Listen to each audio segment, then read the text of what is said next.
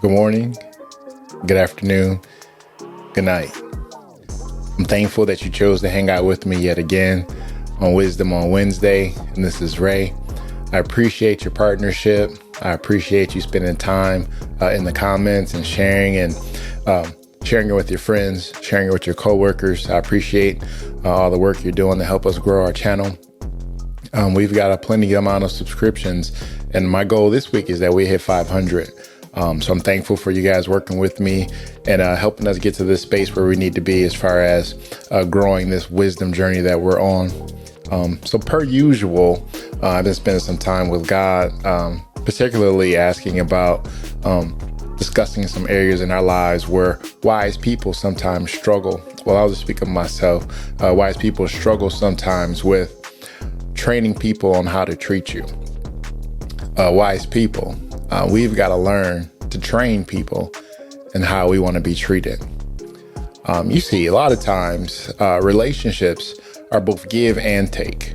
Some relationships are in spaces where one person is taking more than the other is, and sometimes one person is giving more than the other person is actually giving to the relationship. And these don't always have to be relationships as far as a man and a woman, a wife and a husband, but sometimes it can be work relationships, they can be friendships, they can be associations.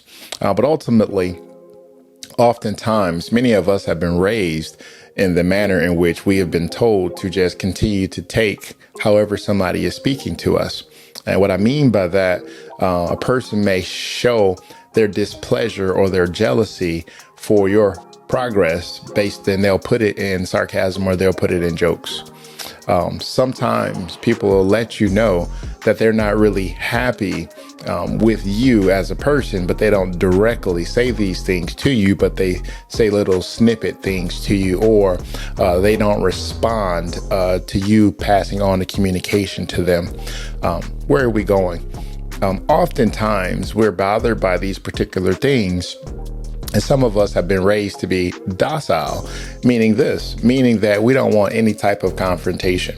So if we have a hint of disrespect, if we have a hint of a person being displeased with us, if we have a hint of people not really liking the person that we are or the person that we're working on, we'll just take it and keep saying that that's just that person's personality. But I like the fact that sometimes you have to make certain that you train people in the manner in which they should treat you. When you see people who've been married for a very long time, coming from a man's perspective, my wife and I will celebrate 25 years of marriage this coming May. And from my perspective, I have her properly trained in order to love a hard-headed man like me. And some people may chuckle, some people may say, that sounds very domineering, but it's not. What it means is, from us spending a lot of time together, from me being too logical and hurting her feelings in certain aspects, per her communication to me about how I was treating her, she allowed me the space and the time to adjust the manner in which I was speaking to her. So what happened was, I'm not a perfect person, but my consideration for our relationship, I was grateful that she was bringing those things to my attention, would ultimately allow me to adjust my conduct and my conversation towards her. She trained me how to treat her. In the same aspect, there were certain areas in our lives that we came from two different backgrounds, two different homes. So there were some things that I had to bring to her attention about how they were making me feel. And in that, we both have learned to be able to finish each other's sentences. I'm still far too logical, and there's areas in her walk that I would like to massage. But as we continue to grow, as we continue to learn, as we continue to build together, we have to continue this construction project. And I would like to speak to some people that some people give up on the building project far too early because work is necessary. Some people give up far too early on rehabbing a building because work is necessary. They rather just junk the entire project because they don't want to put in the hard work of telling people how to treat them. You see, this is a very difficult, hard conversation because you don't know if you can actually trust that person's reaction with your truth. It's very difficult to be able to share something that's precious to you, how a person is treating you, because you're not exactly in the space where you know how they're going to handle what you have to say. So you have to train those people in how to treat you. You have to train those people and let them know is this. When you said that, I felt this. And what that does is it allows you the space to be able to converse about the emotions that were attached to principal conversations. And if you've ever been indulged in a very hypersensitive conversation, or let's just call it a grown folk argument, and you're deep in the dwells of this argument, the principles get lost. But oftentimes we find ourselves arguing about the disrespect, arguing about the lack of empathy, arguing about the lack of being emotional or being empathetic regarding how a person's feel or their truth. In that manner, what happens is sometimes we don't trust having those conversations because we don't know how that person's going to react. But it's very subtle in the manner in which being able to talk on a regular basis and hold these conversations high value in your relationship. What's that look like? There was a time where my wife and I had a Buick LeSabre. And the Buick LeSabre always had a break in the muffler pipe right behind the catalytic converter. And we didn't have much money. It was early on in our marriage. And it just seemed like the farther she had to drive, the more this car would break at this particular point. And we had scraped together some money and we wanted to be able to put her back in line. And I did some things to make some things possible so I could make sure that my baby was driving and the whole neighborhood didn't hear her coming because the pipe wasn't scraping the ground and it wasn't sounding like a tank coming down the street. So we were both looking at the car on the hoist, excited that the mechanic was welding the muffler back in place. And I was excited, felt all good as a man, being able to do something for my wife. And she was happy about it. And then the conversation started. She started talking about all the things that we needed to do to the car. She started talking about all the dreams and the aspirations of things that we can actually do to make the car better. And in my mind, I'm sitting here looking like, lady, we were barely able to get the car fixed. And you're already talking about things that we can do more with, and I don't have any money. And after we had a chance to actually get done with our attitudes, because I didn't hear what she said, I heard what I thought she said. I thought I heard her say, we need to spend some more money on the car. But what she was actually trying to relay to me is, I have a fond understanding that we don't have money to do it now. But when we get the money and when we get the resources, these are some plans and some dreams that I have. That's just an example of married people, how sometimes a conversation that light could turn into something very difficult because we're coming from different backgrounds with different understandings of the things that are being said. But because we took enough time to do the work, took enough time to get past our feelings and our emotions and ask her, what exactly do you mean? And she was able to articulate that I didn't mean right now. I meant eventually when we can afford it. And I went ahead and told her, I said, yeah, I had a silent attitude with you about this because I thought that you were inferring that we needed to do that right now as soon as the car got off the hoist. And she said this to me and it made me a better man. She says, the Lord gave me to you to be your helpmate. And I'm never going to bring something to you that's going to frustrate you. So when I'm making a suggestion based off of the vision that you've already shared for our family. So when you share a vision for our family, and I know you're a hardworking man and you want the best of us, I'm never going to say something that's going to make you feel lesser than the man.